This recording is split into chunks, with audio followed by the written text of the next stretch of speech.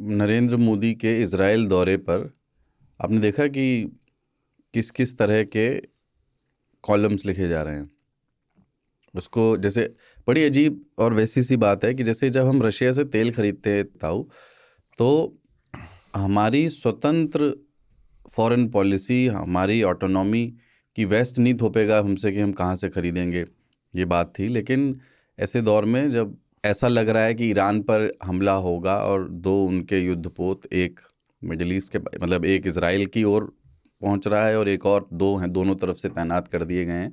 ऐसा लग रहा है कोऑर्डिनेटेड अटैक, मतलब आशंका जताई जा रही, कोऑर्डिनेटेड अटैक भी हो सकता है जिसमें इजराइल भी हिस्सा हो, इजराइल और अमेरिका मिल करके ईरान पे करेंगे।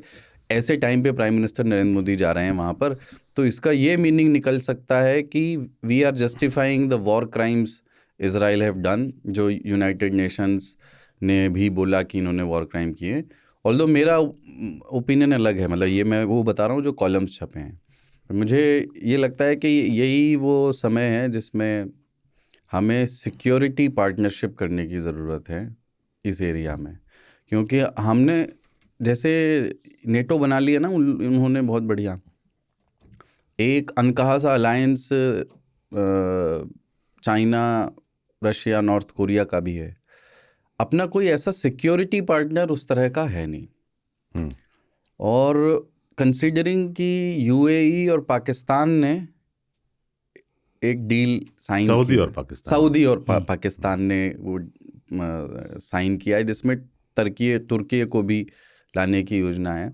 भारत के लिए ज़रूरी है कि वो इज़राइल के साथ अपनी रक्षा संबंधों को और मजबूत करे, और ये बिल्कुल उसी स्वतंत्र विदेश नीति के तहत करना ज़रूरी है जो जिसके तहत हम रूस से तेल भी ख़रीदेंगे और अमेरिका से अच्छे रिश्ते भी रखेंगे, क्योंकि हम बाज़ार हैं भाई। अपन सिर्फ मार्केट के तौर पे नहीं देखा जा सकता ना भारत को कि इतना बड़ा बाज़ार है, इतने इसलिए हम सबकी ज़रूरत है, वो तो है ही। डिफेंस का क्या, हम दूसरा रूस के बाद सबसे ज़्यादा हथियार इजराइल से ख़रीदते हैं, तो हम ऐसा थोड़ी कर सकते हैं कि इजराइल ये तो हम कह ही नहीं सकते ना कि इजराइल हमारा दोस्त नहीं है। बात बस पहले थे कि हम हाइफनेट करके हमारी फॉरेन पॉलिसी चलती थी, इजराइल फ़िलिस्तीन, जो भी अपना ऑफिशियल जाता था वो इजराइल जाता था, फिर फ़िलिस्तीन भी जाता था। प्राइम मिनिस्टर जब इसके पहली बार इजराइल गए थे, जब इससे पहले आई थिंक 17 या दोनों जगह गए थे, हाँ नहीं, लेकिन वो 4-5 महीने बाद फ़िलिस्तीन गए थे। हाँ, रमल्ला गए फिर, हाँ, तो वहाँ से पहले इजराइल से लौट आए, फिर 4-5 महीने बाद फ़िलिस्तीन के गए। वो डिहाइफनेशन की कोशिश थी, और इस बार नहीं जा रहे हैं वो फ़िलिस्तीन अभी तक के प्लान के मुताबिक। नहीं, अभी नहीं जाएंगे। पर ऐसे ही होना चाहिए। आप इंडिपेंडेंट कंट्री हैं तो आप इंडिपेंडेंस दिखाइए भी। एक सिग्नल अमेरिका को भी है कि तुम पाकिस्तान को गोदी में खिला रहे हो ना, लेकिन इजराइल क्या है, अमेरिका ही है। इजराइल अमेरिका का एक आउटपोस्ट है। इजराइल अमेरिका के 51 राज्यों में से पहला राज्य है। और ये दिखाना कि देखो इस क्षेत्र में जो है डेप्यूटी हम हैं, तुम दुनिया के बॉस भले हो, इस क्षेत्र में डेप्यूटी हम हैं और हम ही तुमको बचाएंगे यहाँ पे। और तुम रशिया से तेल खरीदने पे इतना बवाल कर रहे हो, हमारा जरूरत आने पे हम ही काम आएंगे, पाकिस्तान नहीं आएगा। ठीक है, क्योंकि इजराइल वाले मामले में यूएई को छोड़कर कोई भी देश अभी अमेरिका के साथ नहीं है। सऊदी अरेबिया जो उनका बहुत बड़ा एलाय रहा है, वो भी अनकंफर्टेबल है। तो और दूसरा, ये नेतन्याहू की भी जरूरत है पर्सनल भी। वो अपने यहाँ इंटरनल पॉलिटिक्स में घिरा हुआ है।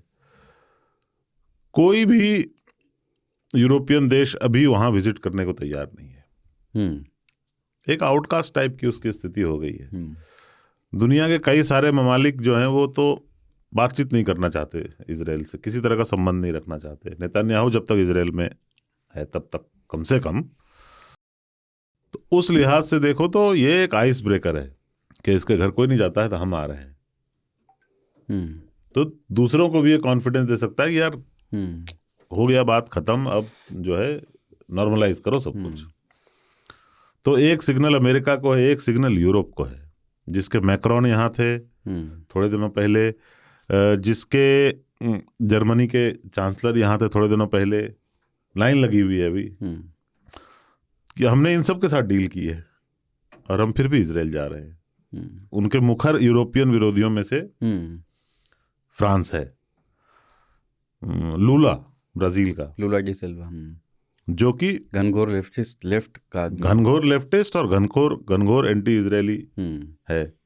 वो अभी यहाँ था, है ना। लूला अभी भी नरेंद्र मोदी की ग्रिप को महसूस कर रहा होगा अपने हाथों में, जब नरेंद्र मोदी नेतन्याहू से फिर हाथ मिलाएंगे। तो इन सबको देखो तो वे एक ग्लोबल रीअलाइनमेंट तो नहीं कहेंगे, पर स्ट्रेंथनिंग ऑफ अलाइनमेंट्स शुरू हो गया है। और ये सब सिचुएशन नेगेटिव ही होते हैं दुनिया के लिए। जब दुनिया के सभी देश अपनी सिक्योरिटी के लिए ऑब्सेस्ड हो जाएं, इसका मतलब है इनसिक्योरिटी घर कर गई है। जब इनसिक्योरिटी घर कर जाती है तो आप जानते हैं जानवरों का भी रिएक्शन क्या होता है। सांप आपको डस सकता है, बैल आपके ऊपर दौड़ सकता है, नहीं तो वो अपने रास्ते जा रहा था। इनसिक्योरिटी एक बहुत अजीब चीज होती है, वो आदमी को ऑफेंसिव बनाती है, और कोई भी एक छोटी सी घटना ट्रिगर कर सकती है एक बड़े इवेंट को। जो दुनिया में हो रहा है ये अच्छे संकेत नहीं है कि हर देश जो है अपनी सुरक्षा के लिए और एक स्ट्रेटजिक इम्बैलेंस जो होता है जनरली ज़्यादातर देशों में, उसको कम करने के लिए तरह तरह के बटखरे रख रहा है। बहुत बढ़िया यार। तो अपन भी प्लेसमेंट कर रहे हैं।